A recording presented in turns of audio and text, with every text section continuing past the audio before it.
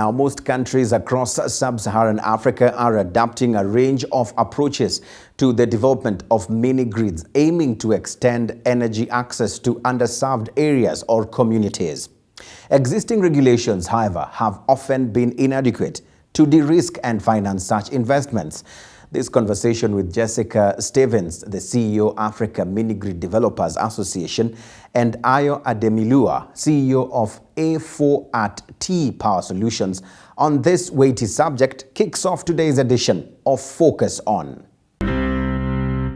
So right now the sector is still nascent, but ultimately mini-grids are the cheapest, most effective modality to provide stable electricity to the continent.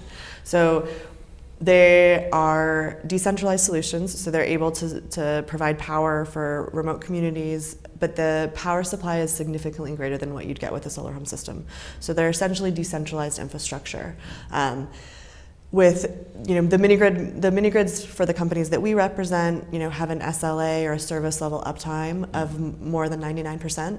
I mean, they're running productive use, they're running small businesses off the back of them, and so they're really the foundation for building an economy. You look at sort of predictions from the World Bank or the International Energy Agency, and their ranges of the expectations for what mini-grids are going to do in Africa is something like 140,000 mini-grids will connect roughly 250 million people across the continent. I think the EIA's estimate is something like 34% of the unelectrified in Africa are best served by mini-grids. And so right now, we have great practitioners who are looking at expanding in the market. We have amazing businesses who are doing very cool things, but we're not at scale yet. And so getting to that scale and getting from what is early stage or a nascent industry and growing into something that is going to be able to provide that stable electricity supply to the continent is sort of where we're in that growing pains right now. We're like in our preteen years. Right. And then it's time to bring in AI. I think one of the conversations have also been the level of attachment to what some people have termed as traditional grid systems. Is still so present that sometimes it threatens the appetite for support to mini grids. I mean, talk to us a bit about your experience from where you come from. I mean, what you're saying is true. But you see, what the need is just the right orientation. So I think a lot of campaign has to also be pushed from our side, on the mini-grid side, in educating people about understanding that, hey, mini-grid does not mean lesser power to use. Now, because the misunderstanding that a lot of people usually have is thinking that mini-grid gives you less power, you won't be able to use some of your appliances, you can do the things you do on the national grid, on the mini grid, but this is not true. The only difference between the national grid and the mini grid is that the national grid is cooked in a distance place and is transmitted on a very long distance line. And it gets to the people.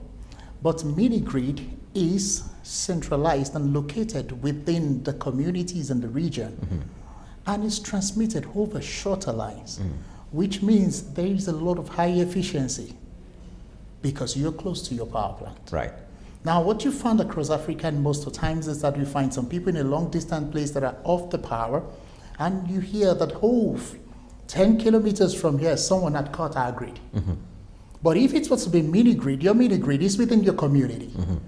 There's nobody quoting the line before getting to you or getting to the next 2 or 3 communities. Right. So we need the right orientation and education to push the campaign here to let people know that you get the same kind of vote that you get from national grid on mini grid. Right. And yes, go ahead. Yes. I think Ayo said, the only difference is the distance of the transmission lines. The other difference is actually that mini grids are providing 24-hour power. Exactly. And we are not getting that from utilities in Africa. I don't know. My experience in Tanzania was very much lots of power cuts.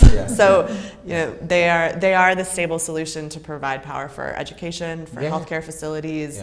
Every mini grid goes in, and all of them supply power to healthcare facilities, to schools, usually free of cost, or highly subsidized by power. And if we're talking about this kind of differences and the uniqueness in offering the solution that is much needed now for us to close this energy access gap, why is it Or what is it that the members of this Mini Grid Developers Association are telling you in the sense of, the clarion call for regulation? Because a lot of them are still talking about a lot of bottlenecks when they are actually coming to offer these solutions that the two of you are talking about. I mean, do you want to take this one first? Okay, I'm going to take this. Now, the truth about it is also just like you have the people generally a bit move back, trying to evaluate, trying to check. Many governments across Africa are also still trying to check and evaluate. Now, don't forget that the beauty of mini grids is that it opens up for private investment into the grid business. And many of the national grids have suffered because there's not enough investment into the national grid anymore. So the mini grid developers want to have policies and regulations that protects their investment. Correct. I mean, you and I know what it is to try to do business. You want to do business, you want to be sure that where you're putting your money, you're protected. Yeah, you're protected. Not that you've invested, let's say, maybe $1 million, and the next year, someone wakes up and say, hey, I already had a franchise for that area, so please go pack your stuff and put it in your backyard. What are you going to do? Then you also have to get a very good regulation when it comes to tariff. We all know that most of the grid tariffs around Africa are highly subsidized. And most of the time, when they're highly subsidized, they're not really well maintained. So, but private mini grid developers are getting funds, maybe from investors, from banks who want returns. And they want to make sure that whatever they're putting on ground is protected and the tariff makes sense. Because, when you do business, it's about ROI. So there's a need for us to have the regulators in the countries think about the part of your ROI when they're coming up with policies on the tariffs. To say that, hey, we know you guys are in business, at least let's give you tariffs that can make you to have your money back maybe in 10 or 15 years. So where that is not present, it becomes a bottleneck for investment.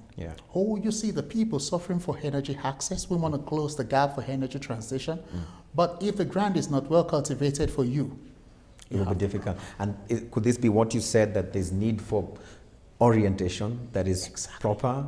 Because when you have, the challenges of even licensing, some people taking close to over a year to be able to get... I mean, over a year in most markets. Nigeria is the fastest moving market on regulation. But the truth is that part of the problem in the regulatory space is that when the regulations were being developed, we were trying to create a slightly lower bar than we have with a PPA agreement. But actually, nobody thought about what it really means to create a decentralized approach to dealing with decentralized energy. And so the structure that currently exists is basically like a slightly slimmed down PPA agreement or PPA structure that you'd get if you were building generation or you were operating as a distributor. And it's not thinking about sort of what are the efficiencies that you can create in the regulatory structure so that we're not trying to create a license for every 100 kilowatts we put in the ground. Right? I mean, can you imagine if the utility in Rwanda made the utility get a license for every 300 connections that they put in the ground, and that's sort of the equivalent that we're talking about in the mini grid space.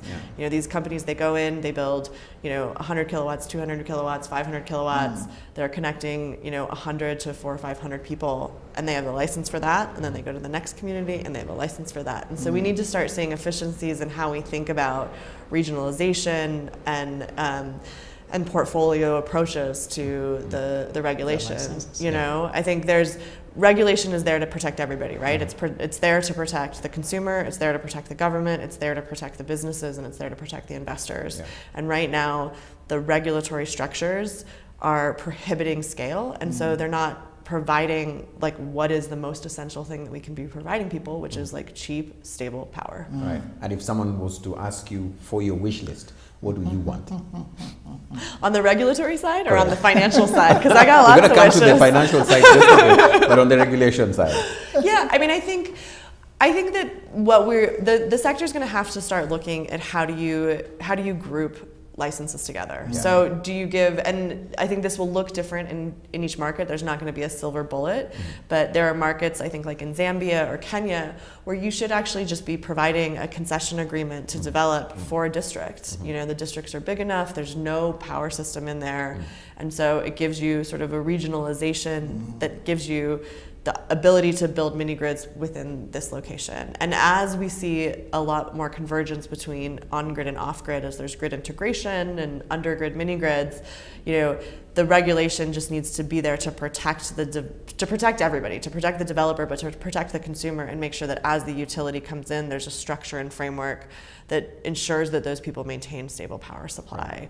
Right. But it's really, I think at this point, it's really about making sure that we're licensing a developer for 5 megawatts, 10 megawatts of power in particular regions or districts, depending upon the country layout, that gives them the ability to operate. And that will just provide so much more stability in both the regulatory structure and the ability for investors to come in and feel secure in their investment.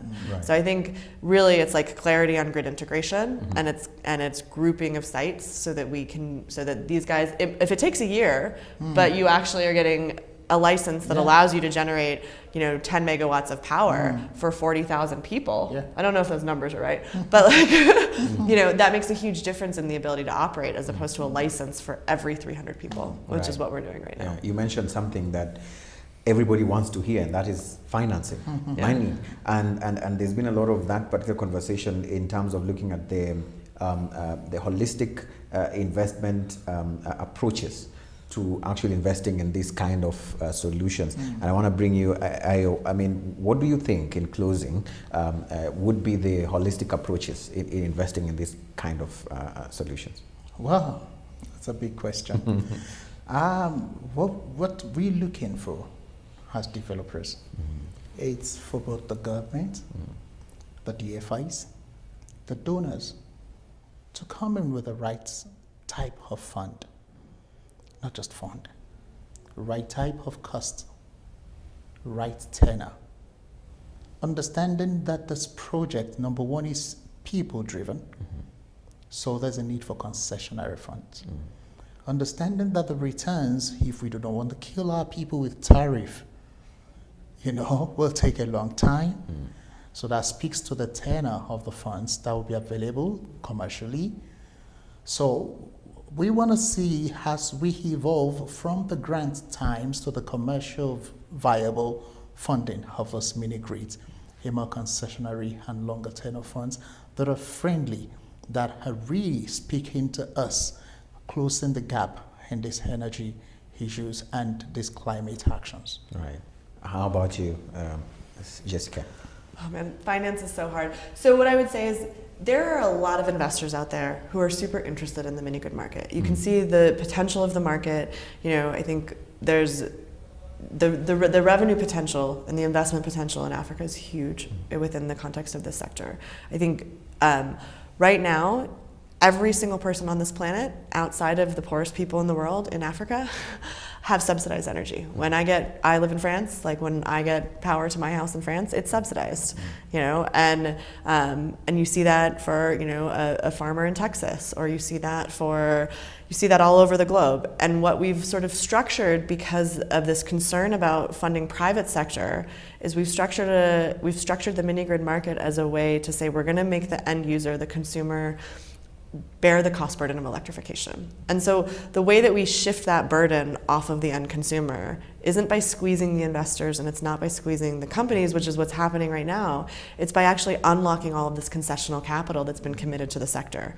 So we have $1.6 billion between the major donors and DFIs in the space that have been committing capital to the mini grid market since 2014. The Global Energy Alliance for People and Planet has committed an additional $1.5 billion to support energy access, mostly through mini grids, is at least our understanding of these announcements.